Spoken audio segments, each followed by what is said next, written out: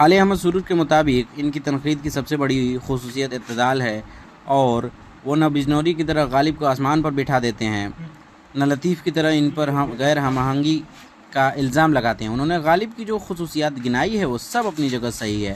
عالیہ احمد سرور کا ماننا ہے کہ حالی سے پہلے ہماری شاعری دل والوں کی دنیا تھی۔ حالی نے مقدمہ شعر شاعری کے ذریعے اسے ایک ذہن دیا۔ 20ویں صدی کی تنقید حالی کی اس ذہنی قیادت کے سہارے ابھی تک چل رہی ہے۔ عالیہ احمد سرور کے مطابق حالی کی غزلوں میں صحت مند ادبی شعور ہے۔ منجو گورکھپوری نے حالی کی غزلوں کو دل کی باتیں کہا ہے۔ انگریزی ادب میں سوانح نگاری کا جو مرتبہ بیسویل کا ہے وہی اردو میں حالی کا ہے۔ کلیم الدین احمد کا خیال ہے کہ کسی نے بھی مقدمہ شعر و شاعری سے بہتر تنقیدی کارنامہ پیش نہیں کیا۔ وہاب اشرفی کے اکبر الہ آبادی نے لکھا ہے کہ ہمارے حالی بھی کسی زمانے میں اچھے شاعر تھے، لیکن حضرت نے اب حسن خیال کی دھن میں حسن بیان سے قطع نظر کی ہے، اور حسن خیال کو اس قدر روندا ہے کہ حسن جاتا رہا اور خیال ہی خیال رہ گیا۔